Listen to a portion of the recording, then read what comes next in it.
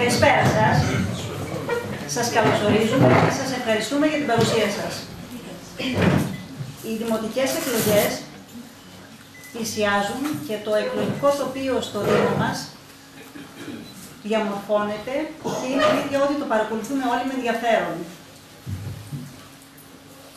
Η κρίση που περνάει ο τόπος μας και τη βιώνει καθένας και η οικογένειά του και το σπιτικό του με τον τρόπο του, δεν είναι μόνο κρίση οικονομική, είναι και μια κρίση βαθιά κοινωνική.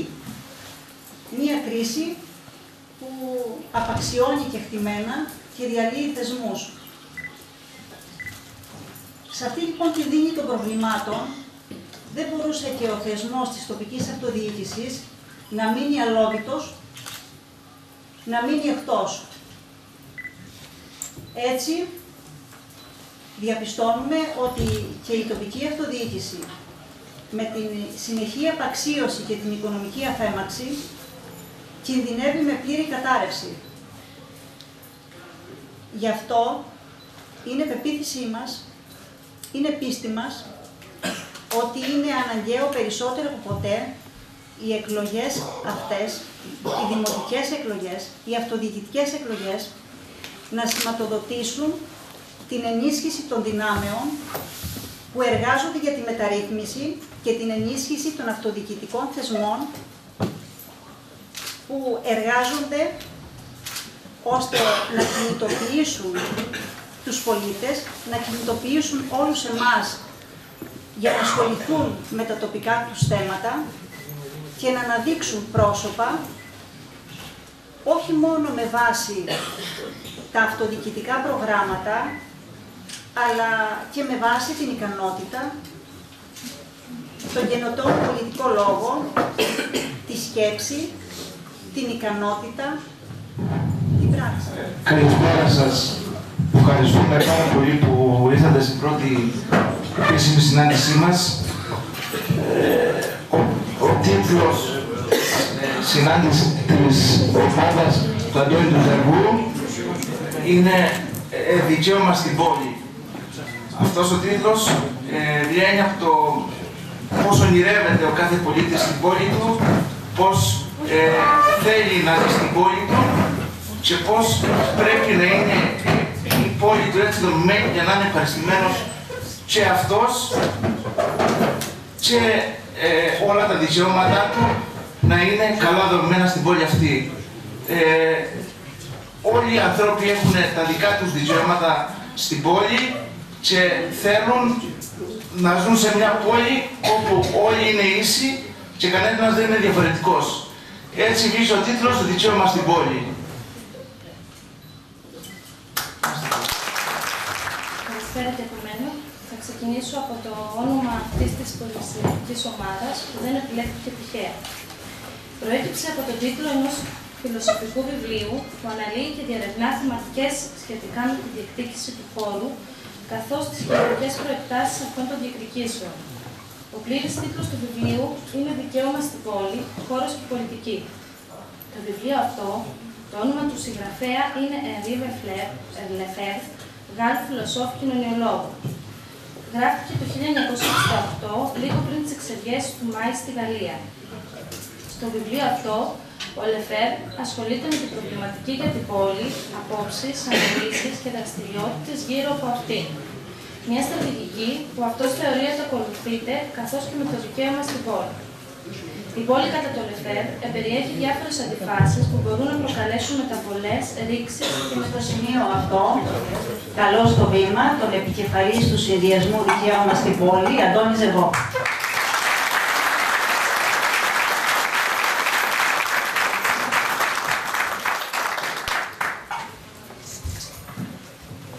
Φίλες και φίλοι, καλησπέρα. Από ό,τι καταλάβατε, ξεκινάμε απόψε με δύναμη. Είδατε μέχρι τώρα ότι για να προκύψει ένα όνομα αλλά και ένα λογότυπο, δεν σταθήκαμε στο να χρησιμοποιήσουμε κλισέ, δεδομένες ιδέες, αλλά το ψάξαμε, το ταλαιπωρήσαμε τόσο ώστε να προκύψει αυτό που τουλάχιστον μας εκφράζει και έτσι θέλουμε να δώσουμε και προς εσάς να καταλάβετε αυτό το διαφορετικό, αυτό το δυνατό, αυτό που πάμε να κάνουμε παρακάτω. Αναφέρθηκε ότι ο τίτλος που, ας το πούμε έτσι, κλέψαμε είναι του Γάλλου χωροτάκτη και φιλοσόφου Λεφέβρ, ο οποίος όμως στην πραγματικότητα δεν έκανε τίποτα άλλο από το να αναπροσαρμόσει στη σημερινή πραγματικότητα την φιλοσοφική λογική του μεγάλου αρχαίου σταγυρίτη φιλοσόφου του Αριστοτέλη. Του πρώτου που προσδιορίσε τι σημαίνει πολίτης και πόλη. Ότι δεν σημαίνει κατά ανάγκη τον δομημένο μόνο χώρο, αλλά περιλαμβάνει τον δομημένο χώρο και ό,τι μπορεί να περιλάβει αυτός, τους ανθρώπους, τη φύση και κυρίως τις ιδέες και τον πολιτισμό. Ο τίτλος από μόνος του έχει πολλές αντιφάσεις και αυτές καλούμαστε εμείς να βάλουμε σε μια σειρά. Αντιφάσεις γιατί περιλαμβάνει μέσα του την κινηματικότητα. Ένα κίνημα δεν είναι ποτέ εύκολο, διότι εξελίσσεται στη διαδρομή, διότι έχει δυναμική, διότι θα έρθει σε σύγκρουση με το κατεστημένο, θα έρθει σε σύγκρουση με τις δομές, τις διοικητικές που υπάρχουν, για να προκύψει κάτι καινούριο. Πιστέψτε με ειλικρινά ότι εάν περίμενα ότι θα είχε διαρρεύσει ο τίτλος και ο φίλος και καλός δημοσιογράφος ο Νίκος ο Τραντάς θα έκανε προχθές στην Ανατολή όλη αυτή την ανάλυση, ίσως σήμερα εμείς να μην καθόμασταν καθόλου να σας αναλύσουμε τι σημαίνει αυτός ο τίτλος που επιλέξαμε. Και πριν προχωρήσω παρακάτω, επίσης να πω ότι ευχαριστώ ιδιαιτέρως τον παραολυμπιονίκη, κριτικό, τον Μανώλη Στεφανουδάκη που είναι μαζί μας απόψε, θέλοντας με τον δικό του τρόπο να στηρίξει την προσπάθειά μας.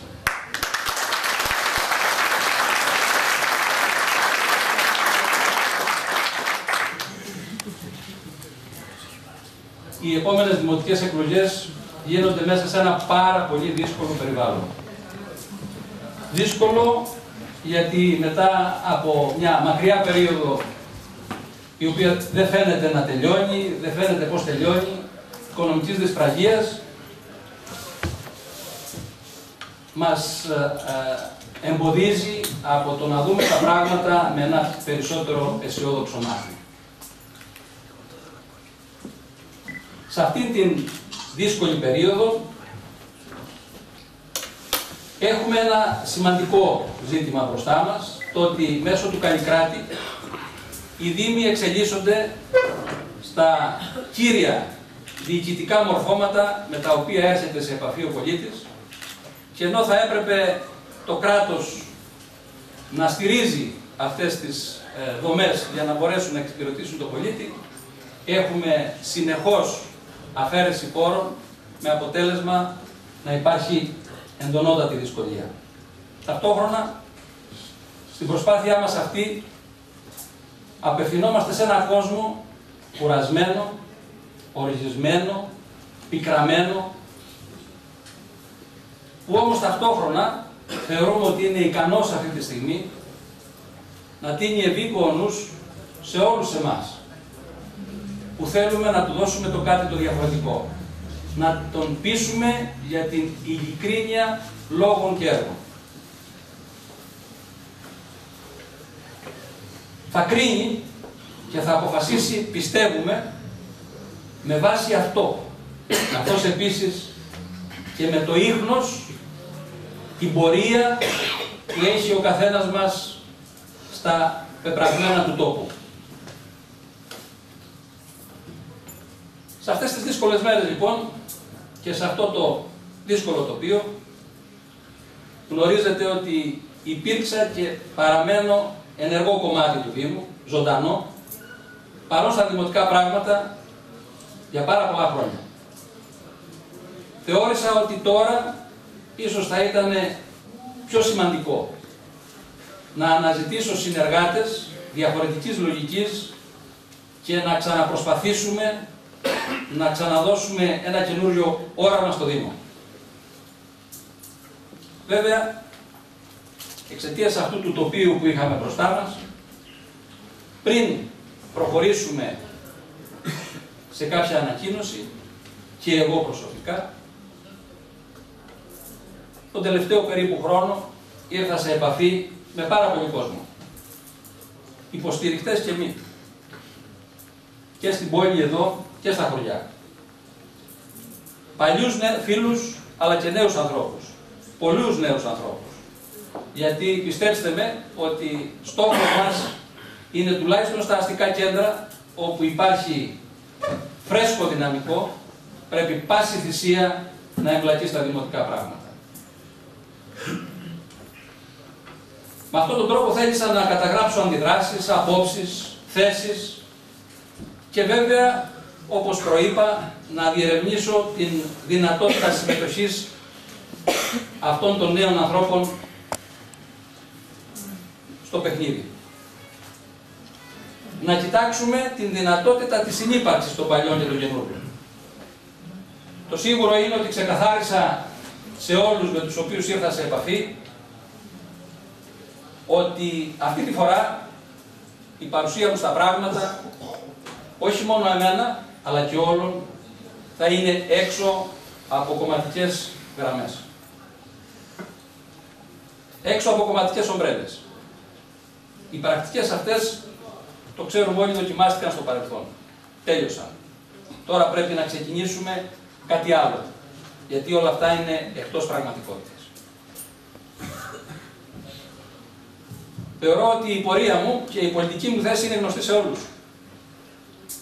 Η αποστασιοποίησή μου από το κομματικό γίγνεσθε του χώρου στον οποίο βρέθηκα και υπηρέτησα τόσα χρόνια έγινε βασικά γιατί διαφώνησα πολύ νωρίς με την πολιτική πρακτική των τοπικών κομματικών παραγόντων και όχι γιατί άλλαξα κοσμοθεωρία. Εξάλλου πάντα πίστευα ότι στις τοπικές κοινωνίες η κομματική επιβολή δεν έχει θέση. Ο Σάκης είχα τη δυνατότητα να ασκήσω διοίκηση ή από κάτι να διαχειριστώ υπεύθυνη θέση. Είναι σίγουρο ότι πάντα πολλοί από τους συνεργάτες μου δεν ήταν του ίδιου χρώματος. Και πιστέψτε με ειλικρινά, ήταν και οι καλύτεροι μου συνεργάτες.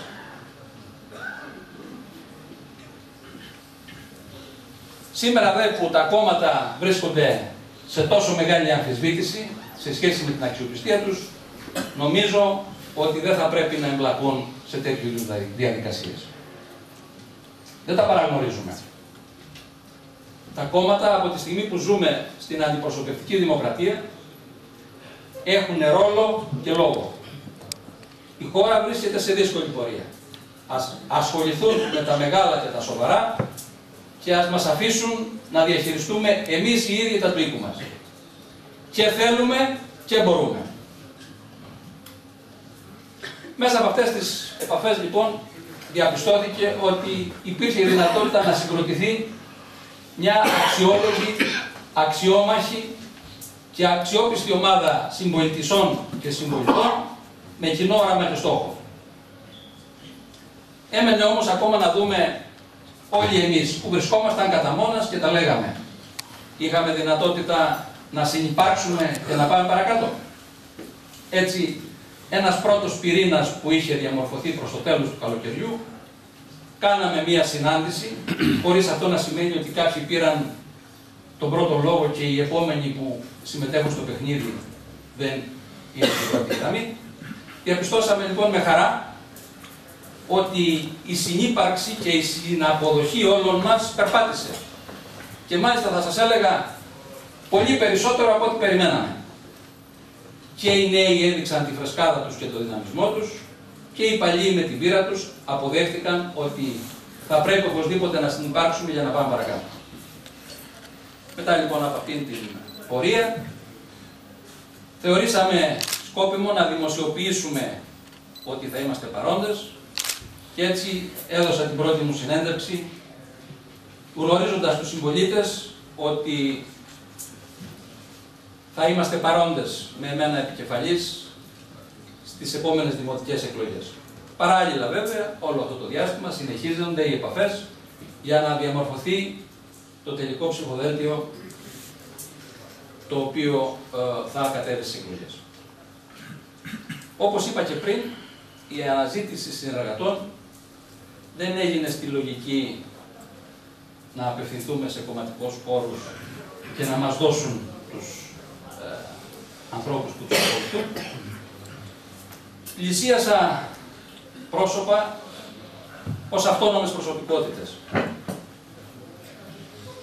Αυτό σήμαινε ότι υπήρχε επαφή με ανθρώπους με διαφορετικές αφετηρίες, διαφορετικές πολιτικές θέσεις, αλλά είχαμε όλοι ένα κοινό όραμα και στόχο, το καλό του τόπου μας. Το κριτήριο προσέγγισης ήταν η προσωπικότητα, η πορεία μέχρι σήμερα, αλλά και η συμμετοχή των ανθρώπων αυτών στα κοινά, μέσα από διάφορους τρόπους, πολιτιστικούς συλλόγους, αθλητικούς συλλόγους, συνδικαλισμό, ούτως ώστε να φαίνεται από εκεί ότι ενδιαφέρονται για το σύνολο και όχι μόνο για το άτομό τους. Μεγάλη προσπάθεια για να πιστούν νέοι άνθρωποι να βρουν στο παιχνίδι. Είπαμε πολλές φορές με τα παιδιά με τα οποία έρθα σε επαφή ότι κανείς δεν θα τους πάρει από το χέρι και τους ελάτε να κάτσετε στις καρέκλες που καθόμαστε. Χρειάζεται αγώνας, χρειάζεται προσπάθεια, χρειάζεται πόνος. Και μέσα από αυτήν την διαδικασία θα κατορθώσουμε να αλλάξουμε τα πράγματα. Γιατί καλή είναι η κριτική. Αλλά πρέπει κανείς να καταλάβει και τι σημαίνει διαχείριση. Και αυτό γίνεται μόνο με συμμετοχή στο σχεδιασμό και την ανάληψη των αντίστοιχων ευθυνών. Όλο αυτό το εγχείρημα, όπως καταλαβαίνετε, δεν ήταν εύκολη υπόθεση. Γιατί δεν έχεις να διαχειριστείς μόνο τοπικισμούς, αλλά διαφορετικές προσεγγίσεις που έχουν να κάνουν με τη διαφορετική πολιτική θέση και άποψη, αλλά και με τη διαφορετική οπτική λόγω ηλικίας. Είναι δεδομένο, είναι γνωστό ότι οι νέοι άνθρωποι έχουν άλλο τρόπο σκέψης από εμάς, διαφορετικό αξιακό σύστημα και όλα αυτά θα πρέπει να συνυπάρξουν. Απαραίτητη όμως διαδικασία, γιατί μέσα από αυτή την λογική θα αρχίσουν να αναπτύσσονται λογικές συνεργασιών που είναι έξω από τις λογικές των κομμάτων μέχρι σήμερα, αλλά δυστυχώς ακόμα και σήμερα, και που μόνο μέσα από τις τοπικές κοινωνίες πιστεύουμε, σαν αυτοδιοικητικοί άνθρωποι, ότι μπορούμε να οδηγήσουμε τα πράγματα διαφορετικά. Γιατί η πόλη χρειάζεται πολίτες που να συνεργάζονται. Χρειάζεται νέους αλλά και έμπειρους. Εργάτες και οραματιστές. Πολίτες με όρεξη για δουλειά. Πνευματικούς και καινοτόμους. Με γνώσεις, σχέδιο αλλά και αποτελεσματικότητα. Και που δεν φοράμε μεταξύ μας ταμπέλες για να βάζουμε τους μισούς στην άκρη και να απομονωνόμαστε, αλλά αναζητούμε την προσέγγιση και τη σύνθεση των θέσεων.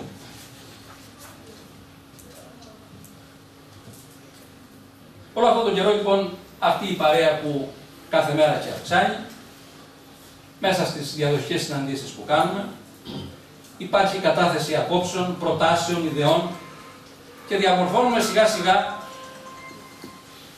το πρόγραμμα μέσα από ένα καλάθι ιδεών το οποίο γεμίζει σιγά σιγά για να το θέσουμε υπόψη των συμπαριτών και του οποίου τους βασικούς άξονες θα ακούσετε σε λίγο. Βασικοί διαμορφωτές αυτού του πακέτου είναι οι νέοι συνεργάτες, για να καταγραφεί η φρέσκια και η διαφορετική τους ματιά και κυρίως η δική τους ιεράρχηση στόχων και έργων. Βέβαια, η τελική πρόταση που θα εμφανίσουμε δεν θα προκύψει μόνο από εσωτερικές συζητήσεις. Θα υπάρξουν επαφές με τους φορείς και τις παραγωγικές τάξεις και έτσι θα διαμορφωθεί η τελική πρόταση που θα τεθεί στην κρίση συμπολιτησών και συμπολιτών. Να είστε σίγουροι ότι δεν πρόκειται να χαϊδέψουμε αυτιά, ούτε να υποσχεθούμε λαγούς με πετραχίλια. νομίζω ότι πρέπει πρώτα από εδώ να αρχίσουμε να λέμε αλήθειες. Το οικονομικό τοπίο είναι εξαιρετικά δύσκολο.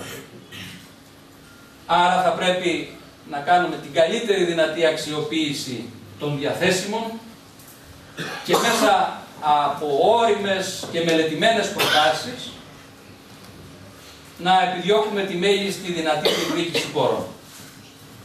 Αυτό που μπορούμε να υποσχεθούμε όμως σίγουρα είναι ότι θα βελτιώσουμε την καθημερινότητα του πολίτη.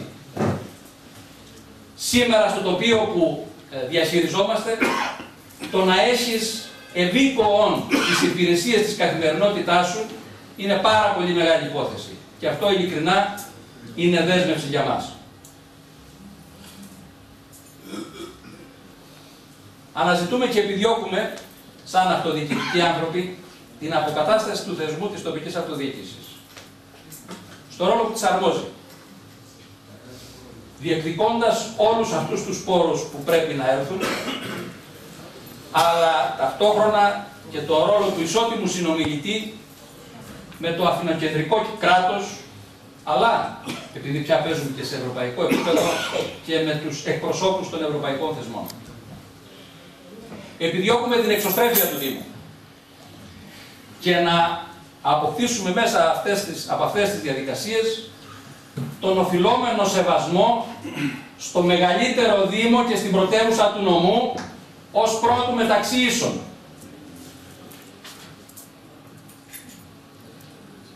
Μέσα από αυτό το σχεδιασμό επιδιώκουμε να δώσουμε ξανά έννοια στις λέξεις προοπτική και ανάπτυξη. Οι πραγματικές δυνατότητες του Δήμου και οι ιδιαιτερότητες των διαφόρων διαμερισμάτων του είναι το δυνατό μας χαρτί. Η ανάδειξη και η αξιοποίησή τους, χωρίς τους στήρους τοπικισμούς που συνήθως μας διακρίνουν, νομίζω ότι θα βοηθήσει τα μέγιστα. Και η εμπειρία μας από την πρώτη διαχείριση του Καποδίστρια, που μας έβαλε να συνυπάρξουμε πόλη με χωριά, νομίζω ότι μας έχει δώσει τη δυνατότητα να ξέρουμε πώς μπορούμε να διαχειριστούμε τέτοιου είδους καταστάσεις. Δεν θα μείνουμε βέβαια στα ζητήματα τα οποία αφορούν μόνο όσα προβλέπονται από τον νόμο ότι πρέπει να κάνουμε. Δεν θα ακούσετε από εμάς, δεν είναι δικιά μας αρμοδιότητα. Θα πρέπει ο Δήμος να έχει λόγο σε όλα τα ζητήματα τα οποία επηρεάζουν την επικράτειά του. Μα νοσοκομείο το πούμε, θεραπευτήριο, ΤΕΗ, υποκαταστήματα φορέα. Και οι ενέργειες μας δεν θα γίνονται, ξέρετε, για τα μάτια του κόσμου. Ελάτε να κάνουμε μια συγκέντρωση 300 ανθρώποι και τελειώσαμε. Θα πρέπει να γίνονται για να έχουν ουσία, για να αντιληφθούν οι παραπάνω ότι έχουν απέναντί τους έναν σοβαρό συνομιλητή που έχει διάθεση, αν χρειαστεί, και αυγά να σπάσει.